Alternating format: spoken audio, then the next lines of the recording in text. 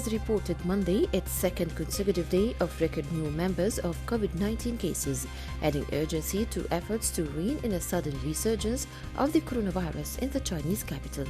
The recent outbreak has been traced to Qinghai, a sprawling wholesale food market that is the biggest in Asia and accounts for 80% of Beijing's farm produce supply, sourced both domestically and from overseas. The market has been shut, tens of thousands of nearby residents are being tested for the virus, and a citywide campaign launched to identify people who have recently visited the market or been in contact with people who have. Some schools have started to suspend classes. The Tokyo Metropolitan Government on Monday confirmed 47 new coronavirus infections, the Tokyo governor said, marking the largest daily figure since May 5th. According to media reports of the figure, 18 people were traced to nightlife establishments in the capital. The Tokyo government is asking people working at nightclubs and similar entertainment establishments to regularly take a COVID-19 test as part of new measures to stem the spread of the virus in nightlife districts in the capital. The 18 were found to be positive for the virus due to group testing. Sunday's daily figure was more than 24 new cases confirmed the previous day, of which 4 cases came from nightlife sports in the Shinku Entertainment District. According to a tally Monday by Johns Hopkins University, the United States has recorded 382 coronavirus-related deaths in the last 24 hours, bringing its death toll to 115,729. This was the lowest U.S. 24-hour toll since the peak in mid-April. It has been averaging 800 or so a day recently.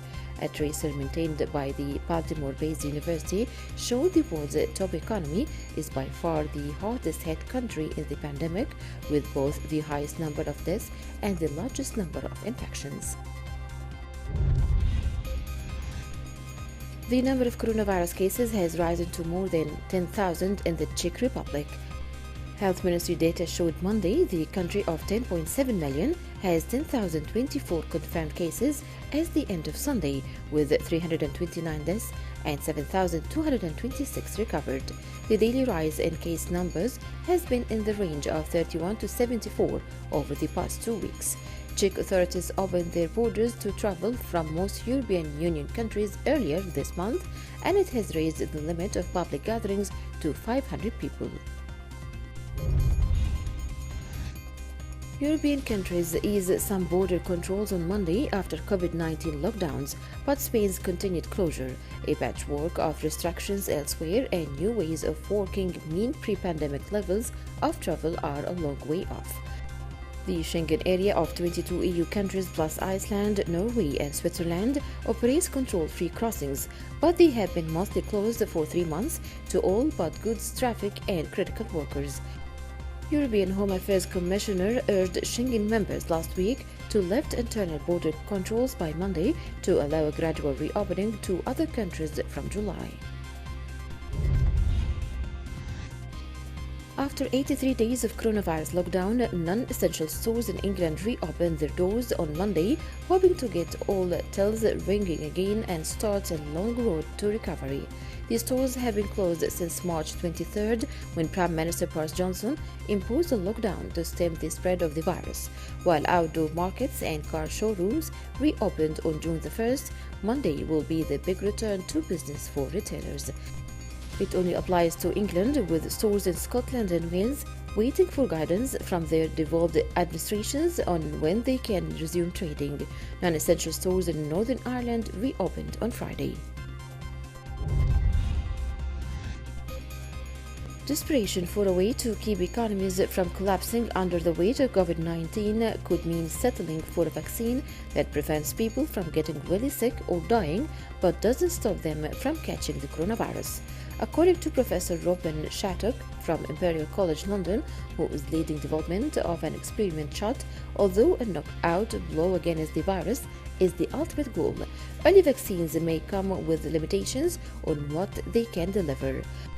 Professor Shattuck said it's quite possible a vaccine that only protects against severe disease would be very useful. EU foreign ministers will hold video talks with their US counterparts, Mike Pompeo on Monday, as transatlantic threats widen over Israel, international organizations, and how to deal with China. The meeting kicks off a crunch week for US-Europe ties with the virtual meeting of NATO defense ministers starting Wednesday, already overshadowed by Washington's controversial plans to slash its troops' presence in Germany. High on the agenda will be the Middle East peace process as Brussels seeks to persuade Israel to back down from plans to annex parts of the occupied West Bank. The Turkish Defense Ministry said Monday Turkish jets carried out new cross-border airstrikes targeting Turkish Kurdish rebels in northern Iraq. Turkey frequently conducts aerial attacks against the outlawed Kurdistan Workers' Party, or the PKK, which maintains bases in northern Iraq. The latest operation, codenamed Operation Claw Eagle, hit suspected PKK targets in several regions in Iraq's north, including Sinjar, according to the military, which claimed 81 PKK targets were struck, including shelters and caves. The ministry said the jets took maximum care not to harm the civilians and returned to their bases safely. There was no immediate statement from either the PKK, Baghdad, or northern Iraq's semi-autonomous Kurdish region. The UN nuclear watchdog's governing body will meet on Monday as a row views over Iran's refusal to allow access to two sites where historic nuclear activity may have occurred. The Vienna-based International Atomic Energy Agency, or IAEA, expressed serious concern in a report earlier this month that Iran has been blocking inspections at the sites. The Board of Governors, one of the agency's policy-making bodies, is expected to discuss the report during its meeting. If they pass a resolution critical of Iran, it would be the first of its kind since 2012. Even though the two sites are not thought to be key to Iran's current activities, the agency says it needs to know if past activities going back almost 2 decades have been probably declared and all materials accounted for. Afghanistan's government and the Taliban group have agreed that Doha will be the venue for the first meeting in their peace talks. The talks, known as the Intra-Afghan Dialogue, will be the first high-leveled meeting between the two sides after years of fighting. No date has been announced for the meeting, but it's expected to take place after the two sides settle differences on the release by the Afghan government of 5,000 Taliban prisoners, which could be as soon as the end of next week. The Afghan government has released 3,000 Taliban prisoners so far under an agreement signed between the United States and the insurgent group in February. The deal outlined a roadmap for withdrawing foreign forces from Afghanistan and peace talks to end the 19-year war. According to media reports Monday, Vietnamese aviation authorities have grounded 2 foreign pilots after a Vietjet Air passenger plane they were controlling skidded off a runway as it landed in Ho Chi Minh City. Vietjet said in a statement the aircraft skidded off the runway at Tan Son Nhat Airport on Sunday due to heavy rain and tailwind. The Civil Aviation Authority of Vietnam have also seized the license of the 2 pilots, pending the investigation into the incident. The airplane passengers and crew are all safe, Vietjet said in a statement, without saying how many were on board. Oil kept falling after its first weekly drop since late April as a fresh COVID-19 outbreak in China and increases in cases elsewhere added to concern a second wave of infections will threaten a nascent economy recovery.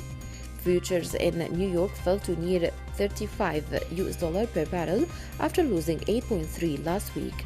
Beijing closed the city's largest fruit and vegetable supply center and locked down nearby housing districts over the weekend after dozens of people associated with the market tested positive for the virus.